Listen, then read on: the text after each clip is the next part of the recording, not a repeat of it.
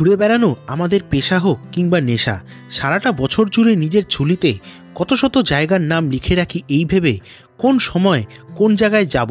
তবে সবসময় মনের আশাগুলো পূরণ হয় না। আজকের গল্প যাকে ঘিরে, সেখানে যাওয়ার জন্য প্রায় গত 2 বছর ধরে আপ্রাণ চেষ্টা করছিলাম, কিন্তু কোনো না কোনো কারণে বারবার বাতিল হয়েছে। এরকমটা আগে কোনো দিনও হয়নি। তবে এবারের একটা ঘটনা আমার ভেতরটা একদম নাড়িয়ে দিয়েছিল। মনে মনে জেদ আসলো যে আমাকে এবার যেতেই হবে, কিন্তু সে গল্পটা কিছু কারণে আমি তোমাদের সাথে শেয়ার করতে পারলাম না। সেটা জানার পরই গত 1 ডিসেম্বর ঠিক করলাম এবার যেতেই হবে।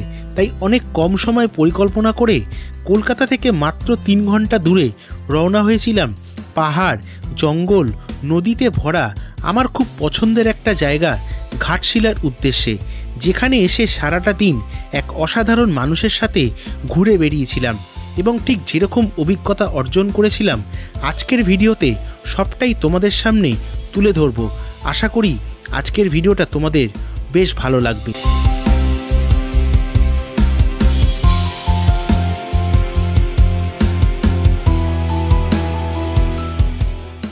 আরও একটা সপ্তাহ, আরও একটা ছুটির দিন, মানে শনিবার, আর আমি বেরিয়ে পড়েছি নতুন একটা গন্তব্যের উদ্দেশ্যে। বিগত প্রায় 1 বছর ধরে এই জায়গায় যাওয়ার জন্য আমি অনেকবার চেষ্টা করেছি। 3 বার ট্যুর প্ল্যান করে আমার ক্যান্সেল হয়ে গেছে। ফাইনালি এই 4র্থবারে সফল হতে পেরেছি। এই মুহূর্তে সেখানে যাওয়ার জন্য চলে এসেছি নতুন একটা স্টেশনে। হয়তো আমি প্রথমবার, বা তোমরা হয়তো আগেও এসছো। এই মুহূর্তে আমি দাঁড়িয়েছি শালিমার স্টেশনে। শালিমার স্টেশনে আমি প্রথমবার এলাম, আর অভিজ্ঞতা মোটামুটি ঠিকঠাক। কীরকম অভিজ্ঞতা হলো শালিমার স্টেশনে আসার জন্য, সেই অভিজ্ঞতা তোমাদের সাথে শেয়ার করব। তার আগে বলে রাখি আজকে আমি কোথায় যাচ্ছি। এই ভিডিওর টাইটেল এবং থাম্বনেল দেখে আশা করি বুঝতেই পেরেছো। আজকে আমার গন্তব্য হচ্ছে কলকাতা থেকে ঘাটশিলা। ঘাটশিলা তোমরা যাওয়ার জন্য কিন্তু সকালে ইস্পাত এক্সপ্রেস, বারবিল জনশতাব্দী কিন্তু পেয়ে যাবে। আমি সকালের ট্রেনে যাচ্ছি না, তার কারণ হলো সকালবেলা ট্রেনে গেলে বেশ কিছুটা সময় নষ্ট হবে। মোটামুটি আমার ঘাটশিলা পৌঁছাতে 10টা বেজে যাবে। যেহেতু আমি একদিনের ট্যুর করি, সেই কারণে রাত্রিবেলা যাওয়ার জন্য আমার এই ট্রেনটা সবথেকে ভালো মনে হয়েছে। এটা ঘাটশিলা পৌঁছাবে রাত্রি ওই 2টো 2:30 না। সমস্ত কিছু থাকবে আজকের এই ভিডিওতে, যে তোমরা যদি এরকম যাও তাহলে রাত্রিবেলা ওখানে রিটায়ারিং রুমে থাকবে, সেই রিটায়ারিং রুমের অবস্থা কীরকম, সমস্ত কিছু থাকবে আজকের এই ভিডিওতে। আমি শালিমার স্টেশনে আসলাম কি করে? শালিমার স্টেশনে আমি তো অফিস থেকে এসেছি, ভেবেছিলাম যে সোজা ওলা, উবের বা ট্যাক্সি বুক করে আসবো, কিন্তু দেখলাম যে না, আমার হাতে সময় রয়েছে। এখন ঘড়িতে সময় হয়ে গেছে প্রায় 8:45। আমি অফিস থেকে সোজা একদম বারাসাত বিকানেরে বাস ধরে চলে এসেছি টোলে নামার পরে ওখান থেকে তোমরা পেয়ে যাবে হচ্ছে টোটো, যেটা কিন্তু শেয়ারে গেলে 20 টাকা নেয়, আর রিজার্ভে গেলে কিন্তু 100 টাকা নেয়। তো আমার হাতে যেহেতু সময় ছিল, তাই আমি হেঁটেই চলে এসেছি। ওখান থেকে ওই 1.8 কিলোমিটার, বাট রাস্তাগুলো একটু সবাইকে জিজ্ঞেস করে আসবে, অসুবিধা হওয়ার কথা নয়। এই মুহূর্তে চলে এসেছি আমি শালিমার স্টেশনে, আর আমার ট্রেন হচ্ছে 10টা 55, 18049 শালিমার বাদাম পাহাড় এক্সপ্রেস। সব কিছু থাকবে আজকের এই ভিডিওতে। শালিমার স্টেশনের ভেতরে গিয়ে তোমাদেরকে দেখাবো যে এই শালিমার স্টেশনটা ঠিক কীরকম। চলো, আর বেশি কথা বলবো না, আশা করি বুঝে গেছো। ঘাটশিলার কোথায় কোথায় ঘুরবো সমস্ত কিছুই থাকবে আজকের এই ভিডিওতে। এটাই হচ্ছে শালিমার স্টেশনের বাইরে। শালিমার স্টেশনের বাইরেটা বিশাল বড় কিন্তু একটা পার্কিং লট রয়েছে। দেখো এখানে সমস্ত ট্যাক্সি, ওলা, উবের দাঁড়িয়ে রয়েছে। আর ওই দিক থেকে আমি যখন আসছিলাম দেখছিলাম প্রচুর কনস্ট্রাকশনের কাজ হচ্ছে। হয়তো আগামী দিনে হয়তো স্টেশনটাকে ঢেলে সাজানো হচ্ছে। তোমরা এখান থেকে নামলে কিন্তু নিজে দেখতে পাচ্ছ যে সাবওয়ে দিয়ে কিন্তু 2-3 প্ল্যাটফর্মে তোমরা কিন্তু চলে যেতে পারবে। প্রত্যেকবার কি হয়, খুব ইজিলি হাওড়া বা শিয়ালদায় চলে যাই, খুব একটা যেতে সমস্যাই হয় না একদম। এবারে শালিমারে এসছি, আছে কোনো খাবার টাবার কিছুই নেই, শুধুমাত্র জল ছাড়া। যেহেতু শীতকাল, তাই কিন্তু জ্যাকেট, চাদর, টুপি সব নিয়ে এসছি। আর এখন একটু সামনে যাব, দেখি ওখানে কি খাবার টাবার পাওয়া যাচ্ছে, কারণ রাত্রিবেলাতে কিছু খেতে হবে, শুধু জল খেয়ে থাকলে তো হবে না। আর স্টেশনের ভেতরেও দেখি কি খাবার দাবার আছে, তোমাদেরকে দেখাচ্ছি ভিডিওর মাধ্যমে, দেখতে থাকো। এটাই হচ্ছে শালিমার স্টেশনে ঢোকার রাস্তাটা, এই হচ্ছে গেট। আর এখানে বোর্ড দেওয়া রয়েছে, বোর্ডে আমার ট্রেন কিন্তু দেওয়া রয়েছে, তবে কোন প্ল্যাটফর্ম থেকে ছাড়বে সেটা এখনও দেয়নি। আর ঘড়িতে এই মুহূর্তে সময় হয়ে গেছে 8:45। আর এইখানে দেখতে পাচ্ছি বেশ কয়েকটা খাবারের দোকান রয়েছে, ফল, জলের বোতল, মুড়ি, গাঠিয়া, এই সমস্ত। তো এখান থেকেও তোমরা কিন্তু রাত্রে কিছু খাবার তুলে নিতে পারো। এখানে জলের বোতল, চিপস, কুরকুরে, মুড়ি সমস্ত কিছু তোমরা পেয়ে যাবে। এটা বাইরেটা। আর এখানে দেখো, এখানে একটা দোকান আছে, এখান থেকেও তোমরা কিন্তু ওই পিৎজা, বার্গার, জলের বোতল এই সমস্ত কিছু তোমরা পেয়ে যেতে পারো। আর স্টেশনের ভেতরে এবার কি আছে এবার সেটা তোমাদেরকে দেখাবো। বাইরে যেরকম তোমাদেরকে দেখালাম যে প্রচুর খাবারের দোকান আছে, মানে স্ন্যাক্স খাবার, বিরিয়ানিও আছে দেখলাম, বাট বিরিয়ানি কেমন হবে ঠিক আমারও জানা নেই, তাই জন্য আমি তো নেব না এখান থেকে। আর মুড়ি পেয়ে যাবে, চানাচুর পেয়ে যাবে, জলের বোতল, চিপস এক্সেট্রা আরও কিছু পেয়ে যাবে। সেরকমই কিন্তু স্টেশনের ভেতরে প্রচুর কিন্তু দোকান আছে, তোমরা কিন্তু সেখান থেকেও কিন্তু টুকটাক খাবার নিতে পারো। Sandwich, burger, juice, cake, biscuit etcetera প্রচুর কিন্তু খাবার, এগুলো কিন্তু তোমরা নিতে পারো। আর দেখি রাত্রিবেলা কি খাবার নেওয়া যায় এখান থেকে। এটা হচ্ছে শালিমার স্টেশনের 1 নম্বর প্ল্যাটফর্ম। যেহেতু প্রথমবার শালিমার স্টেশন এলাম, তাই সব কিছু তোমাদের সাথে শেয়ার করলাম, যাতে আগামী দিনে কোনো সমস্যা না হয়। পুরো শালিমার স্টেশনটা ঘুরে দেখলাম, মোটামুটি যা দেখলাম এখনও আন্ডার কনস্ট্রাকশন। হয়তো স্টেশনের সামনেটায় সেরকম খুব একটা বেশি কাজকর্ম চলছে না, কিন্তু ব্যাক সাইডে প্রচুর কাজ চলছে। আর খাবারের দোকান যা আছে মোটামুটি চলে যাবে। যদি ফ্যামিলি নিয়ে তোমরা আসো তাহলে কিন্তু খাবার দাবার বাড়ি থেকে নিয়ে আসাটাই বেটার। যাই হোক, মোটামুটি তোমাদেরকে সব কিছুই প্রায় ঘুরে দেখালাম। আমি যেই ট্রেনে জার্নি করছি সেটা হচ্ছে 18049। এটা মোটামুটি 3টে স্টেশন পার করে তবেই কিন্তু আমরা পৌঁছাবো ঘাটশিলা। প্রথমে হচ্ছে সাঁতরাগাছি, তারপর হচ্ছে খড়গপুর, তারপরে কিন্তু হচ্ছে ঝাড়গ্রাম। আমাদের টোটাল যাত্রাপথ হচ্ছে 209 কিলোমিটার। তারপরে আমরা পৌঁছাবো হচ্ছে ঘাটশিলাতে। আর ঘাটশিলা গিয়ে কিন্তু আমি রিটায়ারিং রুমে উঠছি, তো রিটায়ারিং রুমটাও তোমাদের দেখিয়ে দেবো। যদি তোমরা আগামী দিনে এই জার্নি করতে চাও তো তোমাদের কিন্তু হেল্প হবে। ঘড়িতে এই মুহূর্তে সময় হয়ে গেছে রাত 10টা, আর আমাদের ট্রেন প্রায় 1 ঘন্টা আগে 2 নম্বর প্ল্যাটফর্মে দিয়ে দিয়েছে। আর এই ট্রেনটাও ঢুকলো, একসাথে দুটো ট্রেন ঢুকেছে। এটা হচ্ছে অমরাবতী এক্সপ্রেস। ট্রেনটা এতটাই ছোট কেন সেটা তোমাদেরকে ওখানে গিয়েই দেখাচ্ছি। চলো আগে যাওয়া যাক। আর এদিকে এসকেলেটরটা বন্ধ।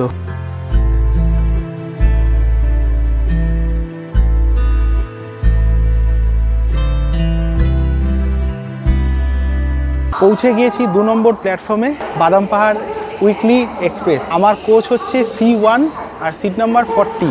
তো এখানকার যে কোচ অ্যাটেন্ডেন্ট উনি বলছেন যে এটা চেয়ার কার নেই, এটাকে 3rd AC করে দিয়েছে। ঠিক আছে, কোনো অসুবিধা নেই, এমনিও লোকজন খুব একটা বেশি যায় না এই ট্রেনে। আর টোটাল এই ট্রেনটা হচ্ছে 8 কামরার একটা ট্রেন। 2টো স্লিপার আছে, 2টো জেনারেল আছে, একটা চেয়ার কার আর একটা 3rd AC। ভাড়া সমস্ত কিছু আমি ডিসপ্লেতে দিয়ে দিচ্ছি এবং তোমরা দেখে নিও।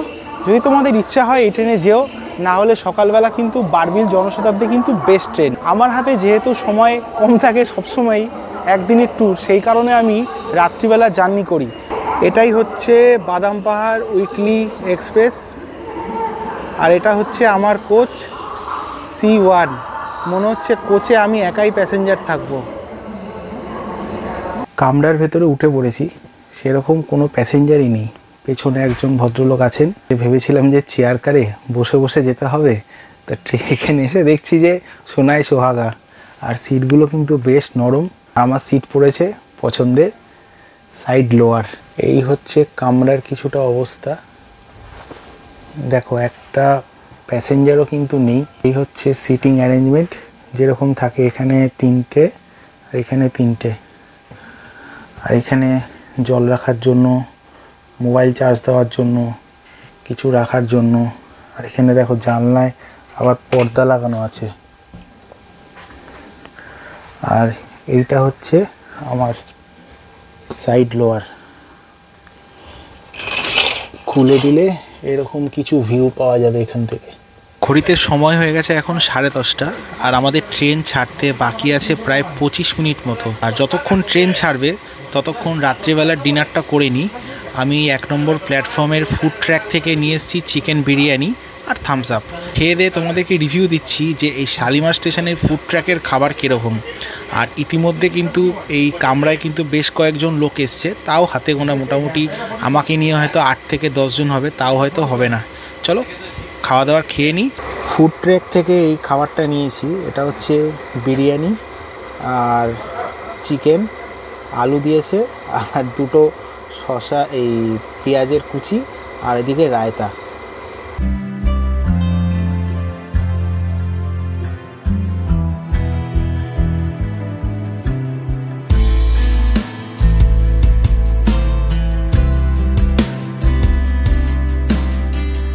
ঘড়ির কাঁটায় সময় এই মুহূর্তে 10:55। ট্রেন ছাড়ার সময় হয়ে গেছে।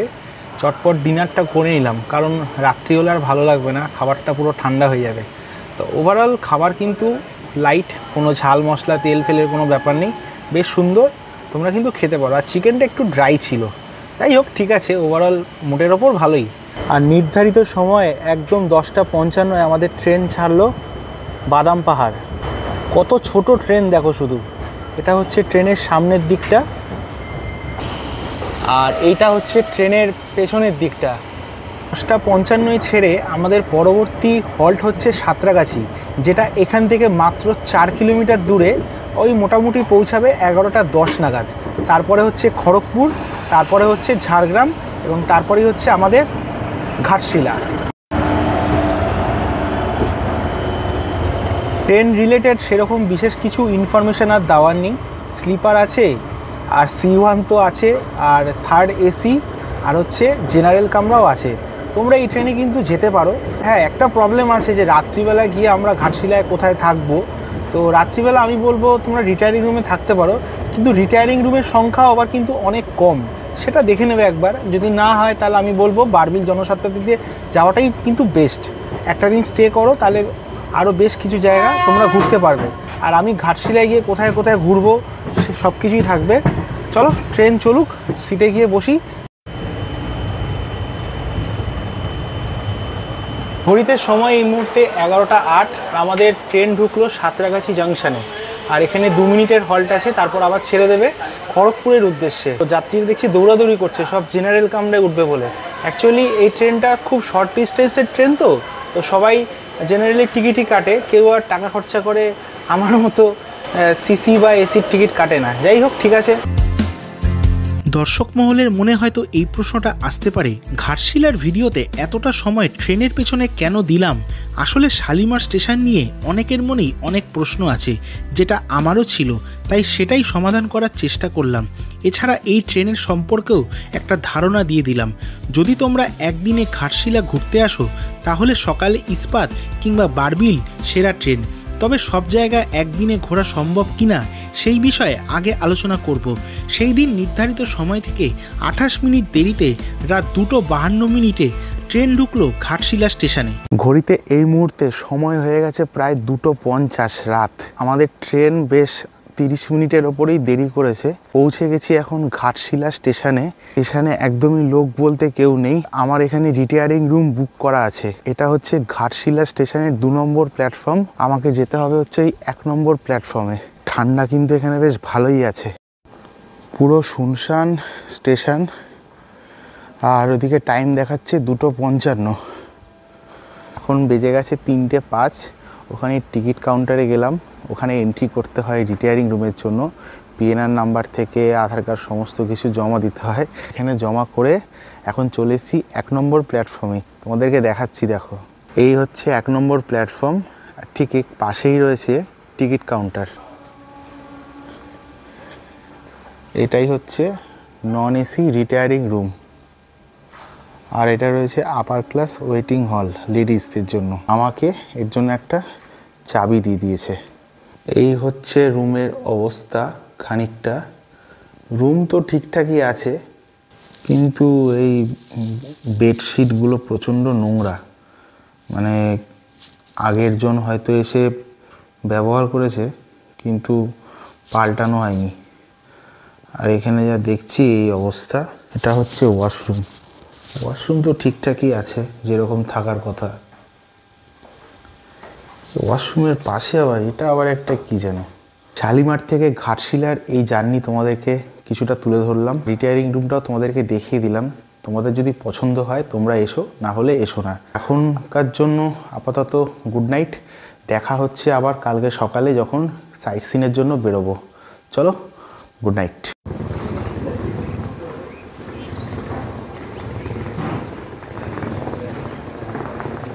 Good morning. আর এই মুহূর্তে দাঁড়িয়ে আছি ঘাটশিলা স্টেশনে। ঘড়িতে সময় এই মুহূর্তে সকাল 7টা। বেশ কিন্তু জম ঠান্ডা রয়েছে, মানে আমিও জ্যাকেট পরতে বাধ্য হয়েছি প্রায়। এই হচ্ছে ঘাটশিলা স্টেশন, তোমরা দেখতেই পাচ্ছ। আর রাত্রিবেলায় এত ট্রেন গেছে না, মানে ঠিকঠাক ঘুমই হয়নি। যাই হোক, আজকে যেই দাদার সাথে আমি সাইট সিন করবো ঘাটশিলাতে, সেই দাদা আসছে। 7টা টাইম দিয়েছে, বললো 5 মিনিট আমি আসছি। যদি তোমরা এখানে এসে থাকতে চাও থাকতে পারো। স্টেশনের বাইরে কিন্তু প্রচুর হোটেল আছে। আর একটা কথা বলবো, রিটায়ারিং রুমে আমি অনেক জায়গায় থেকেছি আমার এই ইউটিউব ক্যারিয়ারে। এখানে বেডশিট প্রোভাইড করলো না, শুধুমাত্র বালিশের যে ওয়ার্ডটা সেটা মাত্র প্রোভাইড করেছে। রুমটা ভালো, সব ঠিক আছে, মানে বাথরুমের কলগুলো সেরকম কিছু নেই। তোমরা রিটায়ারিং রুমে নাও থাকতে পারো। আমার অপশান ছিল না, তাই আমি ছিলাম, যেহেতু আমি বাড়ি থেকে চাদরটা নিয়ে এসেছি ঠান্ডা বলে। তো এখানে প্রচুর হোটেল আছে, তোমাদেরকে বাইরে গিয়ে একবার দেখিয়ে দিচ্ছি, তোমরা হোটেলেও থাকতে পারো। আর এইটা হচ্ছে ঘাটশিলা স্টেশনের বাইরে যাওয়ার রাস্তা। এই স্টেশনের বাইরে প্রচুর হোটেল আছে। এখান থেকে দেখতে পাচ্ছি হোটেল আকাশদ্বীপ, এছাড়াও আরও টুকটাক কিন্তু প্রচুর হোটেল আছে। তো তোমরা কিন্তু এখানে এসে থাকতে পারো। আর এখানে দেখো অটোও দাঁড়িয়ে আছে, এই অটোগুলো করেও কিন্তু তোমরা সাইট সিইং করতে পারো। তোমরা ঘাটশিলা এসে কোন কোন জায়গায় ঘুরবে এখানে দেখে নিতে পারো। ওখানে রেড চার্ট দেওয়া রয়েছে, আর আমি স্ক্রিনেও তোমাদেরকে দিয়ে দিচ্ছি।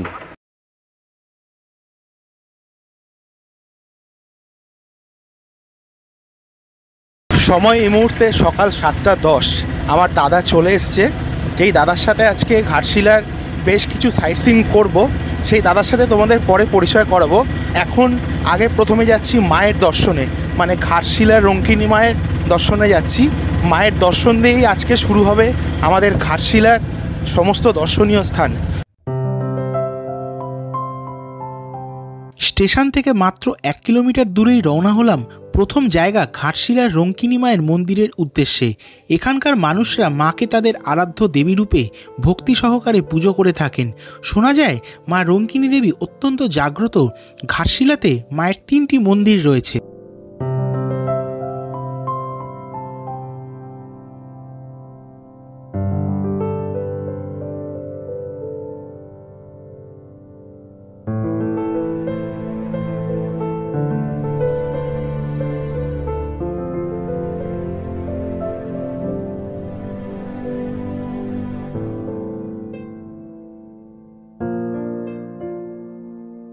ঘাটশিলার আজকে আমার প্রথম দর্শনীয় স্থান হচ্ছে রঙ্কিনী মাতার মন্দির। মন্দিরের ভেতরে কিন্তু তোমরা পুজো দেওয়ার ডালা সামগ্রী সমস্ত কিছু পেয়ে যাবে। আমার পেছনেই হচ্ছে মায়ের মূর্তি। তোমরা আসো, দর্শন করো, খুবই ভালো লাগবে। স্টেশন থেকে বেশি দূর নয়, ওই মোটে গাড়িতে 2 থেকে 3 মিনিট। এখানে কিন্তু বলি হয়। মন্দিরটা কিন্তু বেশ ভালো। তো সকাল সকাল এসে তোমরা আগেই মন্দিরের দর্শন করে সমস্ত জায়গা ঘোরা শুরু করো। তোমাদেরকে মায়ের মন্দির ঘুরে দেখালাম, চাইলে তোমরা এখান থেকে পুজোও দিতে পারো। চলো এবার এখান থেকে বেরিয়ে পড়া। মায়ের দর্শন করে রওনা হলাম 1 কিলোমিটার দূরে দ্বিতীয় জায়গা চিত্রকূট পাহাড়ের উদ্দেশ্যে। রঙ্কিনী মাতার মন্দির থেকে কিছু দূর এগিয়ে আমরা চলে এসেছি চিত্রকূট পাহাড়। এই চিত্রকূট পাহাড়ের ওপরে ভগবান শিবের একটা মূর্তি আছে। এই হচ্ছে পাহাড়ে ওঠার রাস্তা, চওড়া চওড়া সিঁড়ি করা আছে। আর চারপাশে এরকম ওই একটু ঝাড়ি ঝোপ টাইপের। শীতের আমেজে এরকম একটা জায়গা সত্যি মানে ভাবতেও পারি না। গত 3 বার এই জায়গা আসার জন্য অনেকবার চেষ্টা করেছি, কিন্তু পারিনি আসতে। ফাইনালি 2024-এর এই 8 তারিখে ডিসেম্বরে চলে এসেছি। তোমাদেরকে দেখাতে পেরে সত্যি ভালো লাগছে। দেখো, এখানে ওঠার সময় ভগবান শিবের সমস্ত মানে এঁকে রেখেছে। এখান দিয়ে ওঠার পরে দেখো ভগবান শিবের একটা মন্দির রয়েছে, আর সামনেই নন্দী মহারাজ বসে রয়েছে। আর এই যে এই জায়গাটা কি দারুণ লাগছে। জায়গাটায় না এখানে পাথরের টিলা দিয়ে সমস্ত কিছু করা আছে। একদম টপে চলে এসেছি। ওয়াও, দারুণ। চারিদিকে কুয়াশা হয়ে রয়েছে, আর দূরে রেল লাইন দেখতে পাচ্ছি। দূরে রয়েছে ওটা রেল লাইন, আর এদিকে সূর্যি মামা।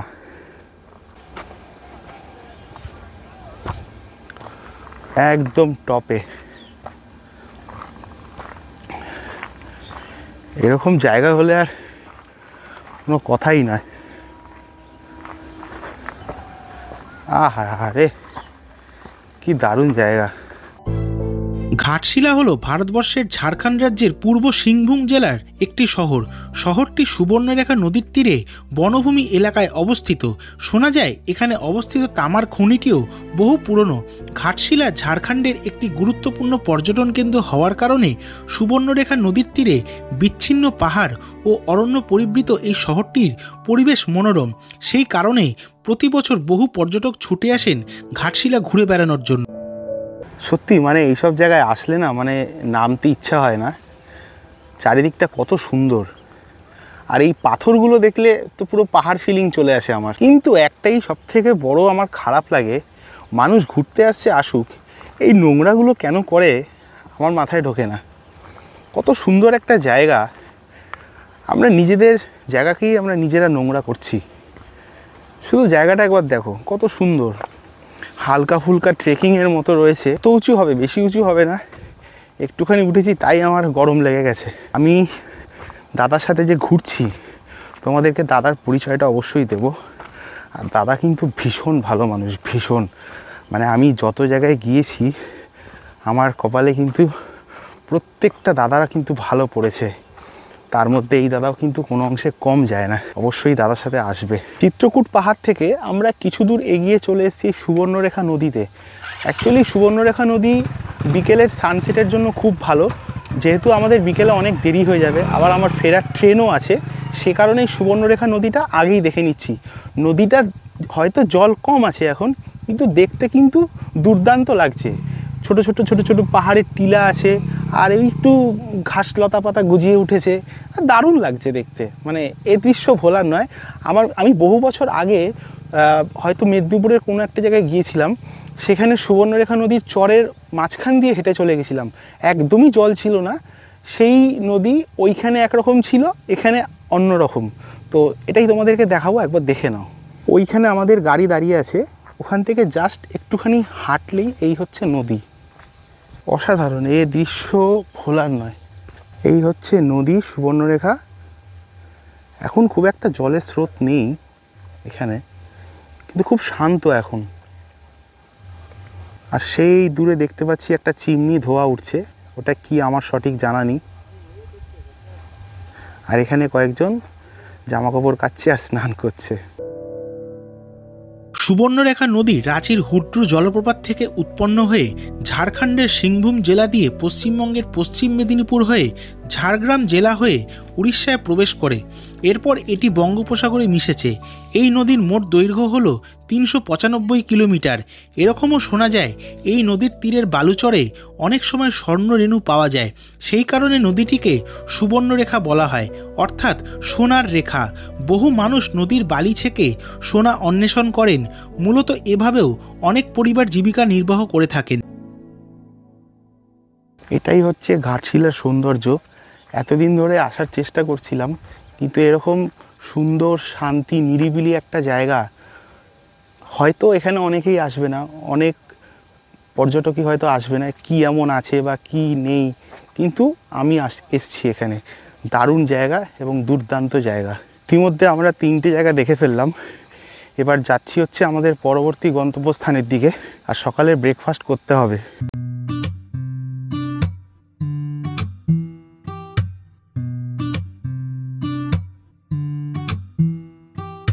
সুবর্ণরেখা নদী দেখে আমরা এখন চলে এসেছি এই রামকৃষ্ণ মিশন মঠের কাছে। তো রামকৃষ্ণ মিশন মঠে তো ঘুরবই, তার আগে সকালবেলার পেট পুজোটা সারতে হবে। আর সকালবেলা পেট পুজো এখানে দেখছি ইডলি, দই বড়া এই সমস্ত কিছু আছে। তো তোমাদেরকে খেয়ে বলবো যে কীরকম খেতে। আমার স্পেশালি কিন্তু এই সাউথ ইন্ডিয়ান ফুড কিন্তু দুর্দান্ত লাগে, আর ইডলি দই বড়া কিন্তু দারুণ। এগুলো খেলে কি শরীর স্বাস্থ্য ভালো থাকে, পেটও খারাপ হয় না, এই আর কি। চলো খাবারটা খাই আর তোমাদেরকে দেখাই যে তোমরা এখানে কোথায় আসবে আর খাবারটা কীরকম। হচ্ছে দোকানটা, এখানে বড় দোকানও আছে আহার, আর এখানে ভাজা হচ্ছে সকালবেলার গরম গরম, দাদারা গরম গরম বড়া ভাজছে। আর কি আছে দাদা? আরে না, ইডলি, দারুণ। চলো খাওয়া দাওয়া করা যাক, প্রচুর খিদে পেয়েছে। সকালবেলা পাতে চলে এসছে গরম গরম ইডলি সাম্বার। আমি সত্যি কথা মানে বুঝতে পারিনি যে এখানে এসে আমি ইডলি সাম্বার এগুলো পেয়ে যাব। তা আমি ভীষণ খুশি। আর সমস্ত কিছুই কিন্তু দাদার জন্য। দাদা আমাকে বললো যে এখানে ইডলি সাম্বার কিন্তু পাওয়া যায়, জাস্ট ফাটাফাটি। মানে এত সুন্দর সকালের খাবারের জন্য দাদাকে বুক ভরা ভালোবাসা। দাদার সাথে অবশ্যই পরিচয় করাবো, সেটা পরে। আগে খাবারে মন দেবো, পেট না ভরলে পরিচয় হবে না কিন্তু।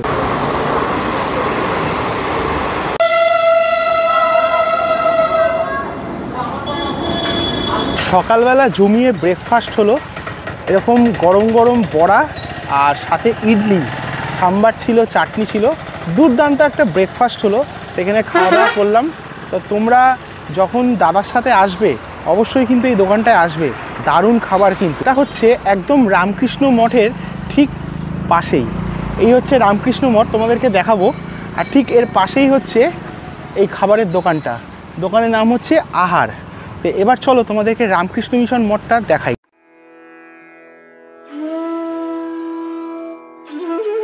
রামকৃষ্ণ মিশন মঠ খোলা থাকে সকাল 6:30 থেকে দুপুর 12টা ও দুপুর 3:30 থেকে রাত 8টা অবধি।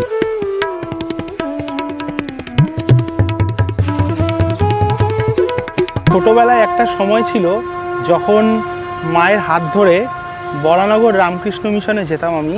সেখানে গিয়ে খেলাধুলা করতাম, এই দেখতাম, এসব বেশ ভালো লাগতো বেশ। আর পরিবেশটা না খুব শান্তিপূর্ণময় পরিবেশ ছিল। আর আজকে বহু বছর পরে আমি এই রামকৃষ্ণ মঠে এলাম, তাও আবার ঘাটশিলার রামকৃষ্ণ মঠ। ভেতরটা কিন্তু বেশ সুন্দর। মঠের ভেতরে ঢোকার পরে রয়েছে একটা দাতব্য চিকিৎসালয়, ওখানে রয়েছে থাকার জন্য ব্যবস্থা। তো তোমরা এখানে এসে থাকতেও পারো। আরও এখানে computer centre, math office, physiotherapy centre, অধ্যাপক অফিস এই ধরনের কিন্তু রয়েছে। ভেতরটা কিন্তু খুব সুন্দর, চারিদিকে ফুলের গাছ, বাগান দিয়ে সাজানো।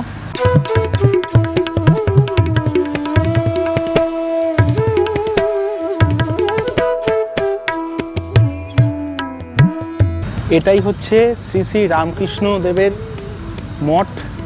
ওখানে রয়েছে ওনার মূর্তিটি এবং ওনার ডান দিকে রয়েছে স্বামী বিবেকানন্দের একটি মূর্তি, আর বাদিকে রয়েছে হচ্ছে মা সারদা দেবীর একটি মূর্তি। ওটা যদি একটা ফটো ফ্রেমের মধ্যে, তবুও আর জায়গাটা কিন্তু বেশ সুন্দর আর একদম শান্তি নিরিবিলি যাকে বলে সেরকম জায়গা। আমার সত্যি কথা না, এই রামকৃষ্ণ মিশন মঠের প্রতি প্রচুর ভালোবাসা আছে। আমি ভীষণ ভালোবাসি, মানে একদম অন্তর থেকে ভালোবাসি। আর স্বামী বিবেকানন্দ কিন্তু আমার আমার খুব প্রিয় একজন আদর্শ। ভারতবর্ষের বিভিন্ন জায়গায় ঘুরে বেড়াই, সব জায়গায় তো নয়, মানে যেটুকু জায়গায় আপাতত ঘুরেছি, সে পাহাড় হোক, সমুদ্র হোক, জঙ্গল হোক, নদী হোক, লেক হোক, যাই হোক না কেন, রামকৃষ্ণ মিশন মঠের একটা আলাদাই শান্তি আছে। পাহাড়ে গিয়ে প্রত্যেকটা মানুষ যেরকম শান্তি পায়, আমি এই রামকৃষ্ণ মিশনে এসেও কিন্তু আলাদা রকমের একটা শান্তি অনুভূতি করি। খুব দুর্দান্ত লাগে আমার এই রামকৃষ্ণ মঠ, মানে ভেতর থেকে খুব ভালো লাগে। তোমরা অবশ্যই আসো এই রামকৃষ্ণ মিশন মঠে, আর খুব ভালো লাগবে ঘাটশিলার এই জায়গাটা। এমনিতেও জায়গাটা দুর্দান্ত, আর রামকৃষ্ণ মিশন মঠও দারুণ। তো রামকৃষ্ণ মিশন মঠ ঘুরে দেখলাম। এবার যাব হচ্ছে আমাদের পরবর্তী গন্তব্য বিভূতিভূষণ বন্দ্যোপাধ্যায়ের বাড়ির উদ্দেশ্যে। গৌরীকুঞ্জ খোলা থাকে সকাল 9টা থেকে দুপুর 1টা ও দুপুর 3টে থেকে বিকেল 5টা অবধি। বাংলা সাহিত্য উপন্যাসের লেখক বিভূতিভূষণ বন্দ্যোপাধ্যায়ের জন্ম 12ই সেপ্টেম্বর 1894 সালে কাঁচরাপাড়ার কাছে ঘোষপাড়ার মুরাতিপুর গ্রাম নিজের মামার বাড়িতে। পিতা মহানন্দ বন্দ্যোপাধ্যায়, মাতা মৃণালিনী দেবী ও মৃত্যু 1 নভেম্বর 1950 সালে।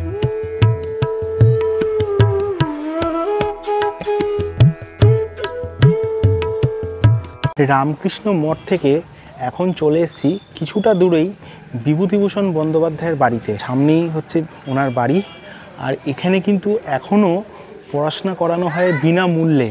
তারাদাস মঞ্চ অপুর পাঠশালা, দেখে বেশ ভালো লাগছে। আর গ্রামের বাচ্চাগুলো কিন্তু বেশ দুরন্ত ছটফটে, বাট ভালো, কেউ আর মোবাইলের যুগে নেই, সবাই বেশ পড়াশোনা করছে, বেশ ভালো লাগছে। চলো তোমাদের ভেতরটা ঘুরিয়ে দেখাই।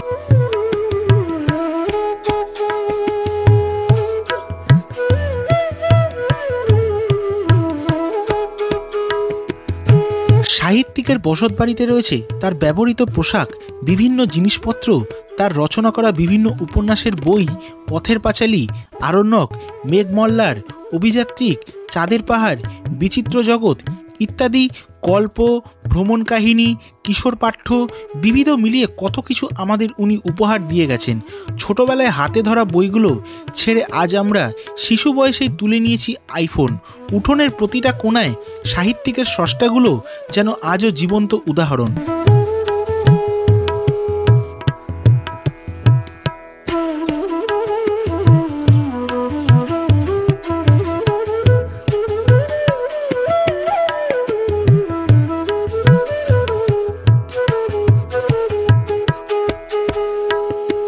এখানে ঢোকার জন্য কোনো প্রবেশ মূল্য লাগে না। এখানে যে পাঠশালাটা চালানো হয় এর জন্য যদি তোমাদের কোনো কিছু দেওয়ার থাকে ডোনেশন, তো তোমরা দিতে পারো তোমাদের সামর্থ্য অনুযায়ী। বেশ সুন্দর জায়গা, দেখে ভালো লাগছে। নিজেদের ছোটোবেলাগুলো হয়তো এরকমই ছিল, এখন মোবাইলের যুগে সব কিছুই অন্ধ হয়ে গেছি আমরা। এখানে পুরো দেওয়াল জুড়ে বিভূতিভূষণ বন্দ্যোপাধ্যায়ের পুরো জীবনীটাকে লিখে রাখা হয়েছে, যে ওনার জীবনে কী কী ঘটেছে না ঘটেছে। তো দারুণ জায়গা, আসো। এখানে কোনো প্রবেশ মূল্য নেই, যেটা বললাম। যদি তোমাদের ইচ্ছা হয় তো এখানে এসে তোমরা কিন্তু ডোনেট করতে পারো। এবার এখান থেকে বেরিয়ে যাব পরবর্তী গন্তব্যের উদ্দেশ্যে। পরবর্তী গন্তব্যে যাওয়ার আগে রাস্তায় পড়ল বেশ কিছু মন্দির। দর্শন করে এগিয়ে পড়ল হিন্দুস্তান কপার লিমিটেড ফ্যাক্টরি, যেখানে একটা সময় নানান ধরনের ধাতব বস্তু উৎপাদন করা হতো, কিন্তু কালের নিমেষে আজ শুধুমাত্র তামা তৈরি হয়ে থাকে।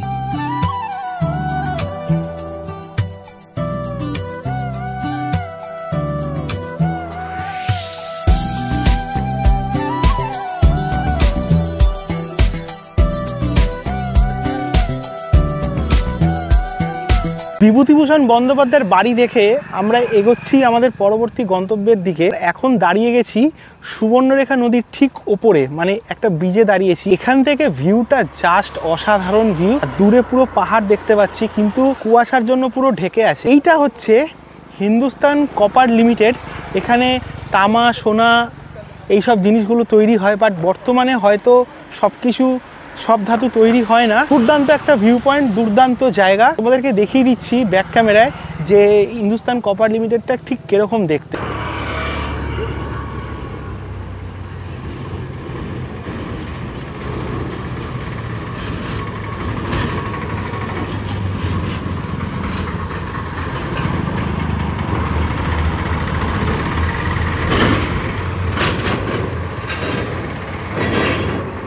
ইতিমধ্যেই আমরা প্রায় 6টা জায়গা ঘুরে নিয়েছি। যেই মানুষটার সাথে আমি এত দিন ধরে ভাবছিলাম যে ঘুরবো, এই 2024-এর আজকের দিনের পরিকল্পনা আমি হঠাৎ করে সিদ্ধান্ত নিয়ে ফেলেছি যে আমি ঘাটশিলা ঘুরতে আসবই। কোনো একটা কারণে হয়েছে, সে কারণ নয় থাক, আজকে এই মানুষটার সাথে পরিচয় করিয়ে দেবো।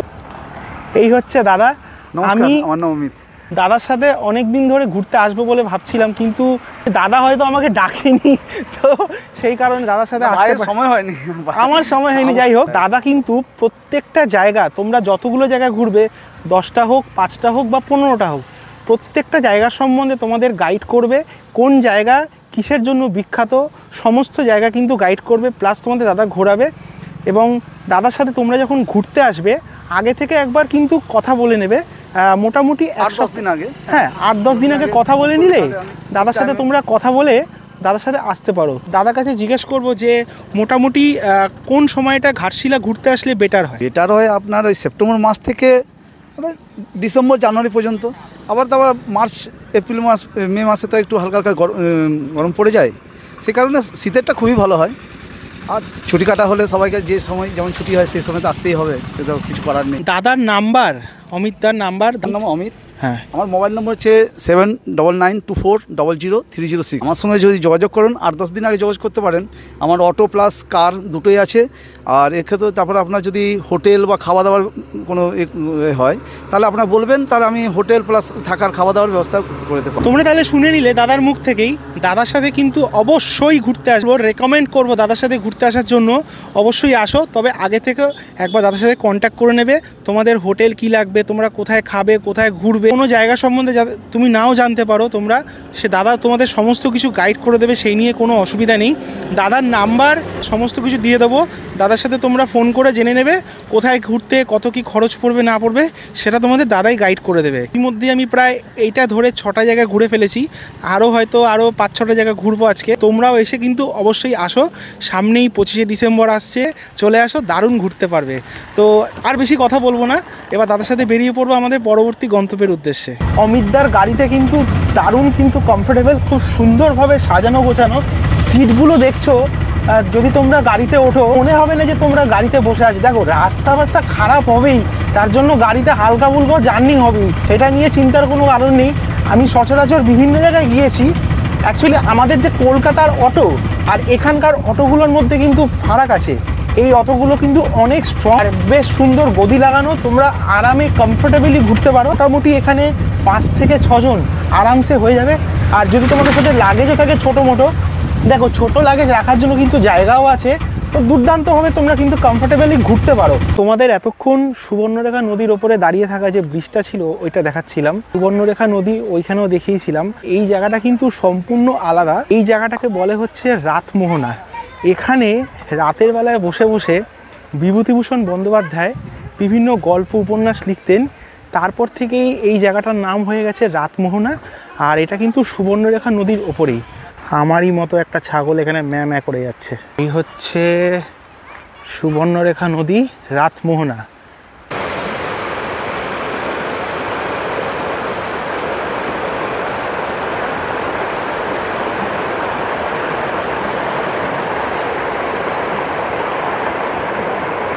সুবর্ণরেখা নদীর ওপরে এখানে হয়তো একটা ব্রিজ ছিল, ব্রিজটা ভেঙে গেছে, ভেঙে গিয়ে তো একটা সাইট সিন স্পট হয়ে গেছে। তো এখানে সবাই যাচ্ছে ফটোশ্যুট করতে।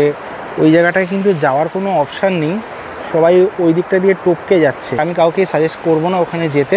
ওখানে দেখতে পাচ্ছি একটা ঝর্ণা নেমে আসছে, এবার ওই দিকটায় যাব। সুবর্ণরেখার রাতমোহনার কাছে এসেছি, এখানকার মানে জায়গাটা তো দারুণ সুন্দর। আর দূরে দেখতে পাচ্ছি ওখানে একটা ঝর্ণার মতো জল নেমে আসছে।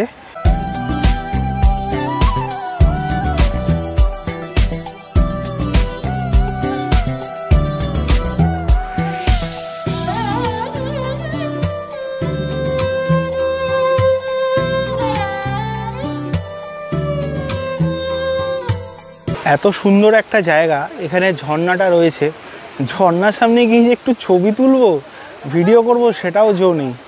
এখানে হয়তো কোনো প্রি ওয়েডিং শ্যুট চলছে আজকাল। মানে কি বলবো, আমি কলকাতার আলিপুর সেন্ট্রাল জেলেও দেখেছি প্রি ওয়েডিং শ্যুট চলতে, আর যেখানে সেখানে ভালো জায়গা পেলেই এরা প্রি ওয়েডিং শ্যুট করতে চলে আসে। মানে কি বলবো, সেই জায়গাগুলোর মানে যারা সেখানকার অ্যাকচুয়াল ট্যুরিস্ট তারা সেই জায়গাগুলোকে উপভোগ করতে পারে না। যাই হোক, বেশি বড় একটা ঝর্ণা নয়, বাট দেখতে কিন্তু খুব সুন্দর লাগছে। পরবর্তী গন্তব্যে যাওয়ার সময় দেখে নিলাম এখানে মানুষদের ঘরবাড়ি এবং তাতে নিজেদের হাতে বানানো রং দিয়ে সুন্দর করে সাজিয়ে তুলেছেন। সামনের পথের বর্ণনা যদি করতেই হয় সেটা এক কথায় অসাধারণ। দুপাশে জঙ্গল আর মাঝখান দিয়ে চলেছি আমি।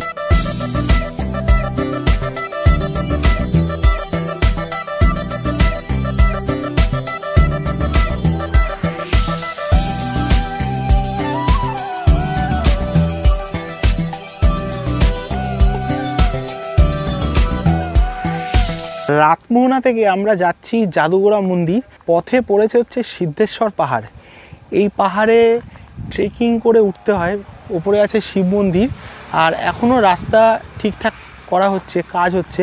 অ্যাকচুয়ালি এর ওপরে ট্রেক করে যেতে হয়, মিনিট 20 লাগে যেতে, মিনিট 20 আসতে লাগে। আর ওপরে আছে হচ্ছে ওপরে ঘুরে দেখতে 20 মিনিট মতো লাগে। জায়গাটা মোটামুটি একটু সময় লাগে।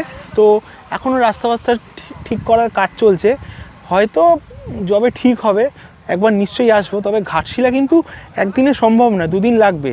তো এরপর যখন ঘাটশিলা আসবো না, 2 দিন থাকবো, তখন এসে এই সিদ্ধেশ্বর পাহাড়টা ঘুরবো।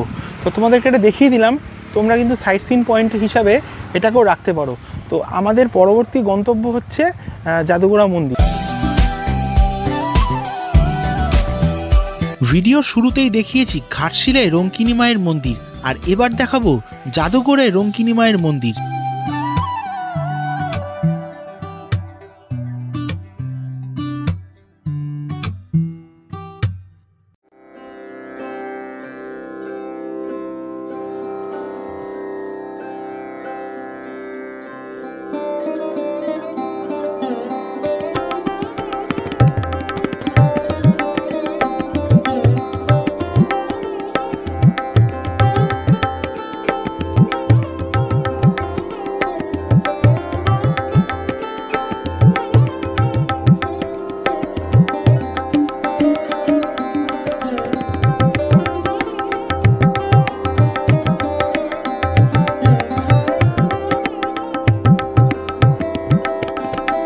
ঘাটশিলায় তোমাদের রঙ্কিনী মায়ের মন্দির দেখিয়েছি, আর এটাও একটা রঙ্কিনী মায়ের মন্দির। এই মন্দির বহু পুরনো।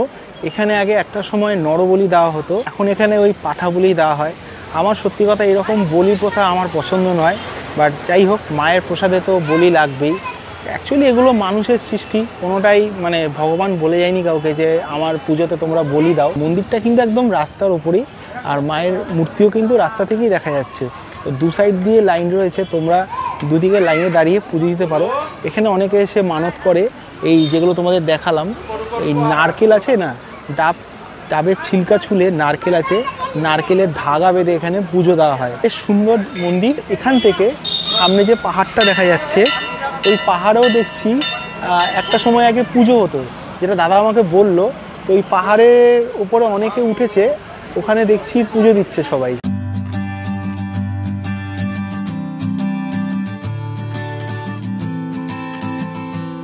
আবারও একবার মায়ের দর্শন করে নতুন দর্শনীয় স্থানে যাওয়ার পথে দেখে নিলাম গালুডি ব্যারেজ ও ড্যাম।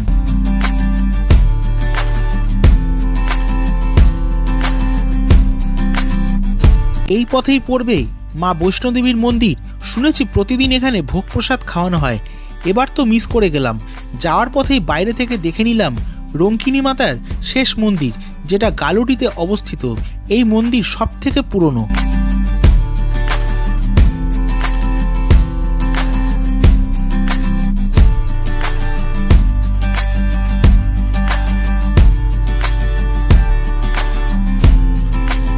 রঙ্কিনী মায়ের মন্দির তোমাদের দেখালাম, তারপরে রাস্তায় আস্তে আস্তে আরও একটা রঙ্কিনী মায়ের মন্দির প্লাস গালুডি ব্যারেজ আর বৈষ্ণোদেবীর যে মন্দিরটা আছে, রাস্তাটা চলে যাচ্ছে ওদিকে, সেটাও দেখালাম।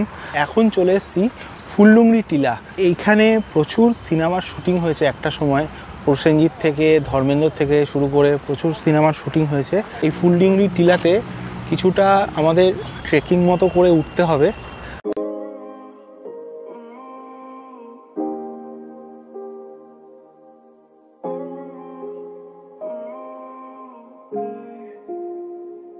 এখান থেকে খানিকটা কিছুটা উপরে উঠতে হয়। এখন ঘড়িতে বাজে 12:30। দেখবো যে কতক্ষণ লাগে ওপরে উঠতে। আর ওঠার সময় না একটু দেখে উঠবে, পাথরগুলো পড়ে আছে না বালির মধ্যে দিয়ে, মানে কি বলবো, নুড়ি গুঁড়ো হলে যেরকম হয়, তো সেরকম। তো খুব সাবধানে উঠবে যাতে পা স্লিপ না কাটে। এবার কোন দিকে যাব?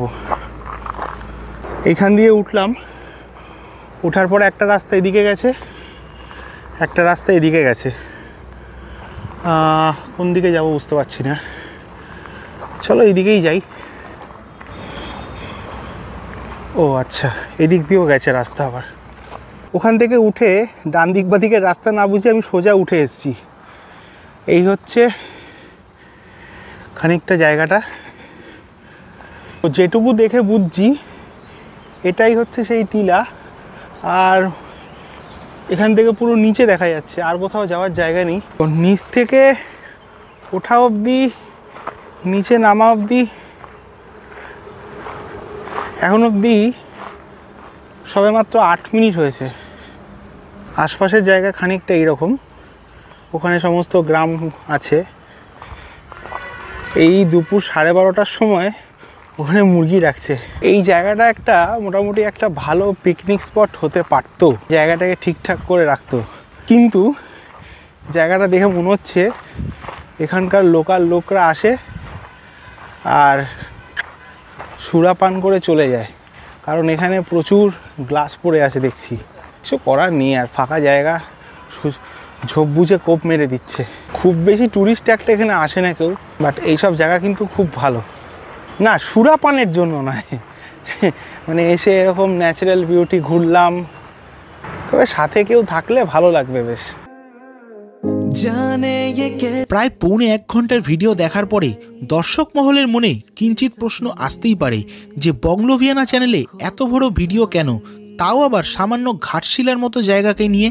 ওই যে শুরুতেই বললাম না যে এমন কোনো ঘটনা ঘটেছে যেটা আমার ভেতরের অন্তঃস্থলকে পুরো নাড়িয়ে দিয়েছে। তাই কোনো ব্লগার হয়ে নয়, একজন সাধারণ মানুষ হয়েই তোমাদের সামনে ভিডিওটা পুরোপুরি তুলে ধরলাম, যাতে আগামী দিনে তোমাদের ঘুরতে সুবিধা হয় যে ঘাটশিলা জায়গাটা ঠিক কিরকম।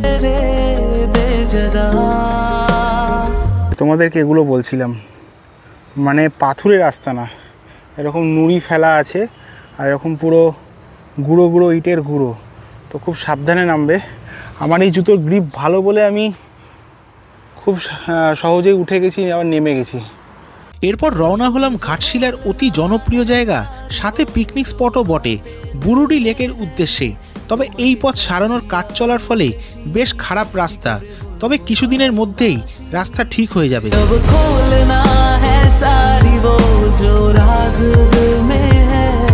তোমার ঠোঁটে মুচকি হাসি আমি বড্ড ভালোবাসি। পৌঁছে গেছি বুরুডি লেক। তবে বুরুডি লেক ঘোরার আগে অবশ্যই এখন করতে হবে দুপুরের খাবার, আর প্রচুর খিদে পেয়েছে। সকালবেলা ওই ইডলি আর বড়া পুরো হজম হয়ে গেছে, আর এখন চলে এসছে এখানে ডাল, ভাত, একটা সবজি, আর এখানে আলু ভাজা আর চিকেন। ও চিকেনের সাইজগুলো কিন্তু বেশ বড় আছে, আর ঠিক আলু ভাজা ডাল খেতে খেতেই দেখতে পাবো এখান দিয়ে বুরুডি লেকে ভিউ। আমি লাস্ট দেশি মুরগি খেয়েছি 1 বছর আগে গনগনিতে গিয়ে। গনগনির টেস্ট আলাদা হবে, আর এখানকার টেস্ট অবশ্যই আলাদা হবে। আসলে বুরুডি লেকের আসার পথে রাস্তাটার কাজকর্ম হচ্ছে, জার্কিংয়ে পেটের নাড়িভুড়ি চচ্চড়ি হয়ে গেছে।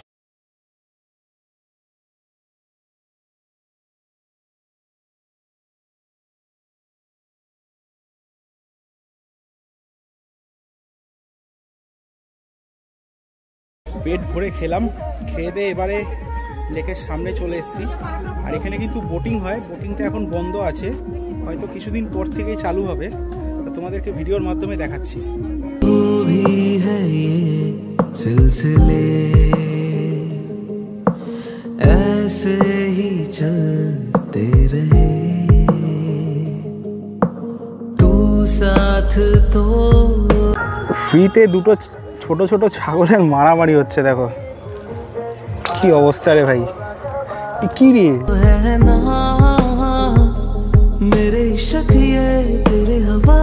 ধারাগিরি যাওয়ার পথে দাঁড়িয়ে পড়লাম রাস্তার মাঝখানে।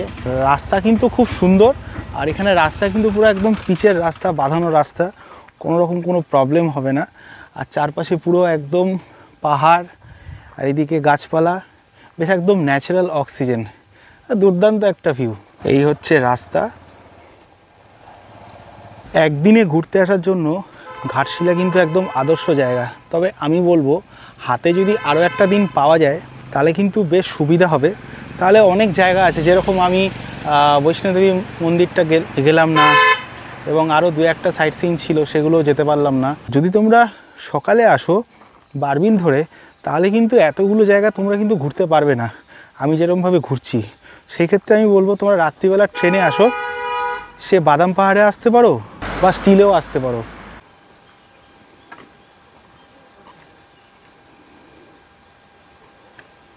ধারাগিরি যাওয়ার পথে তোমরা এই জায়গাটা অবশ্যই দেখো, ভিউ পয়েন্টটা খুব সুন্দর এবং দুর্দান্ত। যদি তোমরা অমিতদার সাথে আসো অবশ্যই অমিতদাকে বলবে, অমিতদা কিন্তু দাঁড়াবে। আমার ইচ্ছা ছিল অ্যাকচুয়ালি ঘাটশিলায় আরও একদিন থাকবো, কিন্তু তো 3বারের পরিকল্পনা বিফল হওয়ার পরে এবারে হঠাৎ করে সফল হয়েছে। তা আমি বুঝতে পারিনি যে এবারও ঘাটশিলা এক চান্সে আসতে পারবো। এরকম আমার সাথে হয়নি সেরকম খুব একটা একদমই, যে আমার এতবার জায়গা ক্যান্সেল হয়েছে। তো ঘাটশিলা কিন্তু তার মধ্যে একদম 1 নম্বরে, যে এতবার 3বার ক্যান্সেল হওয়ার পরও আমি একদম 4বারের বেলায় চলে এসেছি। চলো পৌঁছানো যাক ধারাগিরি ফলসের দিকে। तुझसे ही तो है मेरे दिल की दास्ता, तुझसे ही सारे वास्ता। বুরুডি লেক থেকে চলে এসেছি এখন ধারাগিরি ফলসের দিকে, কিন্তু ধারাগিরি ফলস যেতে গেলে এখান থেকে কিন্তু বেশ খানিকটা হেঁটে যেতে হবে। যে আমার টোটো এখানে দাঁড়িয়েছে, এখান থেকে এই গ্রামের পথ ধরে হাঁটতে হবে। আর এখানে যা লোকাল মানুষ বলছে ওই 60 টাকা 50 টাকা করে নেবে। তোমরা চাইলে নিতে পারো, না চাইলে নাও নিতে পারো। চলো ঘুরে আসি। ওইখানে গাড়ি দাঁড়িয়েছে, গাড়ি দাঁড়ার পরে এরকম হেঁটে যেতে হবে।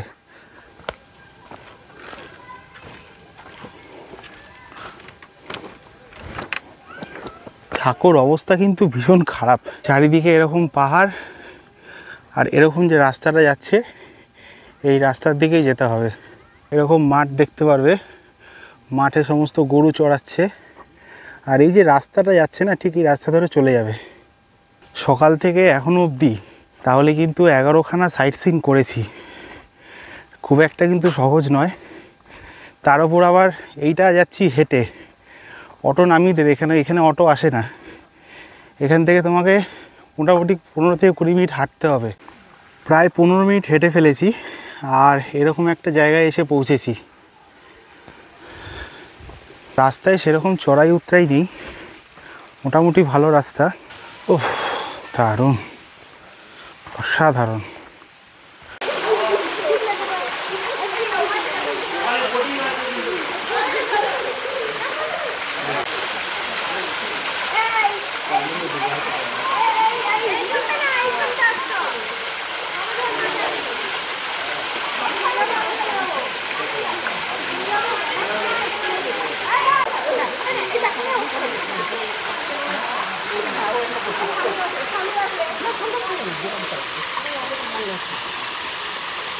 ভারতবর্ষের সব জায়গাতেই যেখানেই যাই না কেন মানে বলতে বাধ্য হচ্ছি, ছাপড়িটা থাকবেই। সব জায়গায় গিয়ে এমন একটা পোজ দেবে, চুমু খাওয়া, এই খাওয়া, জড়িয়ে ধরা। সত্যি ভাই জায়গা তো আছে, কেন এই প্রাকৃতিক জায়গাগুলোর সৌন্দর্য নষ্ট করে? এত চিৎকার চেঁচামেচি, এটা শান্ত নিরিবিলি জায়গাটাই নষ্ট হয়। আমি আমার ভিউ পেয়ে গেছি, দুর্দান্ত জায়গা। জলের যে ধারা আছে সেটা হয়তো একটু কম, কিন্তু জায়গাটার প্রাকৃতিক দৃশ্য কিন্তু দুর্দান্ত, মানে অসাধারণ। এবার রওনা হবো একদম সোজা স্টেশনের উদ্দেশ্যে। আমার ট্রেন হচ্ছে 5:32-এ। স্টেশনে যাওয়ার পথে তোমাদের বলে দিচ্ছি যে আমার এই ঘাটশিলা একদিনের সাইট সিনে কত কি খরচা হয়েছে। চলো স্টেশন পৌঁছে তারপর ব্যাক করছি তোমাদের সাথে আবার। এবারে আসি খরচের ব্যাপারে। কলকাতা থেকে ঘাটশিলা যাওয়ার আসার ট্রেনের ভাড়া 405 টাকা, রিটায়ারিং রুমের ভাড়া 285 টাকা, অটোতে করে ঘাটশিলা ঘুরে বেড়ানোর খরচ 2000 টাকা। খাবারের খরচটা ব্যক্তিগত, তাই আর দিলাম না। আমার মোট খরচ হয়েছে 2690 টাকা। মনে কিছু প্রশ্ন থাকলে অবশ্যই করতে পারেন। সারাদিন ঘোরাঘুরির পরে স্টেশনে রওনা হচ্ছিলাম। অমিতদা বলল এখানকার একটা দোকান আছে, কালাকাদটা একবার টেস্ট করো। এখানের এই দোকানটা থেকে কালাকাদ নেব, তো কালাকাদের পিস হচ্ছে 10 টাকা করে। তো তোমরা যদি চাও এখান থেকে কালাকাদ নিতে পারো। আমি তো বাড়ির জন্য নিয়েই যাচ্ছি, তো বাড়িতে খালি হাতে ফিরবো না, তাই এখান থেকে মিষ্টি নিয়ে তারপরেই যাবো আমি। এটা হচ্ছে রঙ্কিনী পূজা ভাণ্ডার, পাশেই হচ্ছে রঙ্কিনী মায়ের মন্দির, আর এখান থেকে তোমরা নিতে পারো কালাকাদ। আমাদের কলকাতায় মোটামুটি যে কটা দোকান আছে, কোনো দোকানেই 15 টাকা 20 টাকার নিচে মিষ্টি পাওয়া যায় না। এখানে এত বড় বড় লাড্ডু বিক্রি হচ্ছে মাত্র 5 টাকা, কালাকাদের দাম হচ্ছে 10 টাকা। ছোটো ছোটো মিষ্টিগুলো দেখা যাচ্ছে, এই মিষ্টিগুলো 2 টাকা 3 টাকা 5 টাকায় মিষ্টি বিক্রি হচ্ছে। আমি এই ধরনের মিষ্টি কলকাতায় খুঁজি, একটা দোকানে পাই, বাট 2 টাকায় নয়, তবু 5 টাকা 6 টাকায় পেয়ে যাই। কিন্তু এখানে এসে দেখছি এই মিষ্টিগুলো 2 টাকা 3 টাকা 5 টাকায়, মানে সত্যি ভাবা যায় না যে 2024-এ দাঁড়িয়েও কম দামে মিষ্টি বিক্রি হয়। ভেবেছিলাম যে কালাকাদ নেবো, তো এখন লাড্ডু দেখে লাড্ডু নিতে ইচ্ছা হচ্ছে, মানে দুটোই নেব। আর অবশ্যই তোমরা যখন সাইট সিন কমপ্লিট করবে অমিতদাকে বলবে, অমিতদাই তোমাদেরকে এই দোকানে নিয়ে আসবে। তার আগে খেয়ে টেস্ট করে বলি যে তোমাদের কেমন খেতে মিষ্টি। 1 পিস কালাকাদ নিয়েছি, দারুণ খেতে, সিরিয়াসলি খুব ভালো খেতে। ধন্যবাদ দাদাকে, সত্যি খুব ভালো খেতে, মানে মনে হচ্ছে পুরো মাখন একদম, মানে মাখন মুখে দিলে কী হয় জলের মতো গলে যায়, সেরকম মিষ্টিটাও সত্যি খুব ভালো খেতে। একটুকু মিথ্যা কথা বলছি না বা বাড়িয়ে বলছি না, মিষ্টিটা অবশ্যই রেকমেন্ড করছি, নিয়ে যেও বাড়ির জন্য, ভালো লাগবে। আমার কথা যদি না ভালো লাগে চ্যানেল আনসাবস্ক্রাইব করে দিও। সময় এই মুহূর্তে বিকেল 5টা 10, পৌঁছে গেছি ঘাটশিলায়। সকাল 7টার সময় শুরু করেছিলাম ঘাটশিলা থেকে আমার জার্নি, টোটাল ঘাটশিলা সাইট সিনের উদ্দেশ্যে। আর এখন এই বিকেল 5টা 10-এ আবার এই ঘাটশিলাতে এসেই আমার জার্নি শেষ করলাম। সমগ্র ঘাটশিলার মুখ্য যে সাইট সিনগুলো আছে,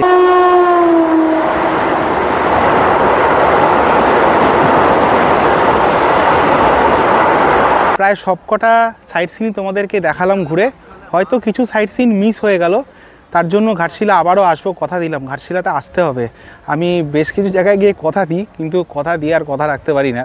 বাট ঘাটশিলা আমাকে আসতে হবে আবারও। কত কী খরচা হলো না হলো সমস্ত কিছু তোমাদেরকে দেখিয়ে দিয়েছি। লাস্টে যেটা দেখালাম যে এই মিষ্টি তোমরা কিন্তু অবশ্যই বাড়ির জন্য নিয়ে যাও, দারুণ খেতে কিন্তু, দুর্দান্ত মিষ্টিটা। তোমরা কিন্তু অবশ্যই ঘাটশিলাতে এসো, কলকাতা থেকে ঘাটশিলার এই একদিনের ট্যুরে কিন্তু অবশ্যই ঘাটশিলা ঘুরে যাও। এবার নিয়ে এসো, সামনেই কিন্তু 25শে ডিসেম্বর, জানুয়ারি মাসের 23 তারিখ 26 তারিখ আছে। আজকের এই ভিডিওটা কেমন লাগলো? ভিডিওটা ভালো লেগে থাকে তাহলে অবশ্যই একটা লাইক করে দিও, সবার সাথে শেয়ার করো আর কমেন্ট করে জানিও যে ভালো মন্দটা। দেখা হচ্ছে নতুন কোনো ডেস্টিনেশনে, নতুন কোনো ভিডিওতে। ততক্ষণ সবাই ভালো থেকো, সুস্থ থেকো। ঘাটশিলা থেকে তোমাদের সবাইকে জানাই গুড নাইট। সেই দিন নির্ধারিত সময় থেকে প্রায় 1.5 ঘন্টা দেরিতে 12022 হাওড়া জনশতাব্দী এক্সপ্রেস এসে পৌঁছায় ঘাটশিলা স্টেশনে। এতক্ষণ ধরে ভিডিওটা দেখার জন্য তোমাদের সবাইকে মন থেকে অসংখ্য ভালোবাসা।